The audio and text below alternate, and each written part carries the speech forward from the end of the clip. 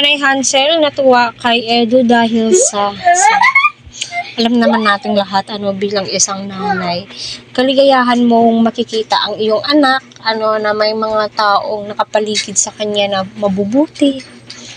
Kasi maa-adapt po po ni Viancy, which is nakikita naman po natin na naa-adapt nga po ni Viancy yung mga pagtulong na ginagawa nila Kalingap Rab. Diba kasi nakakatulong din po si Viancy sa kanyang mga kamag-anak, mga taong nasa paligid niya.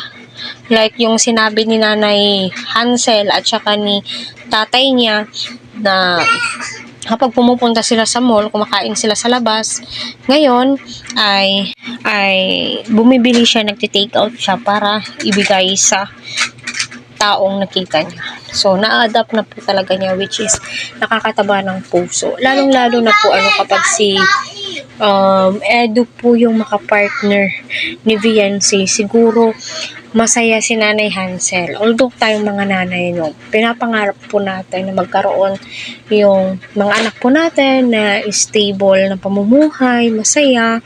Aside doon, makahanap ng isang lalaking respetuhin siya, mamahalin siya ayon sa kanilang relasyon, yung nagkakaunawaan po sila, may respeto sila sa isa't isa. Yun po yung pinaka-importante sa lahat.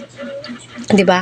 By the way po, sa mga hindi pa po nakasubscribe sa akin channel, please hit the notification bell para updated po kayo kapag may topic po tayo patungkol nga po sa EDC. So, sino ba naman hindi matutuwa na makikita mo na stable na silang dalawa, stable na si Viancy, yung dating hindi niya nabibili, kita niya naman po, nabibili niya na po.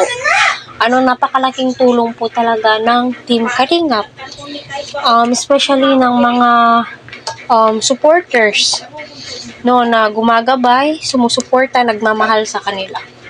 Kaya para sa akin syempre ramdam naman po natin na every time na andyan si Laeds ay nangungusap po ang mga mata ni Nanay Hansel na tila'y nagpapasalamat po siya kay Kalingap Edu. Kahit hindi po niya sabihin, mararamdaman naman po natin as mga supporters, di ba?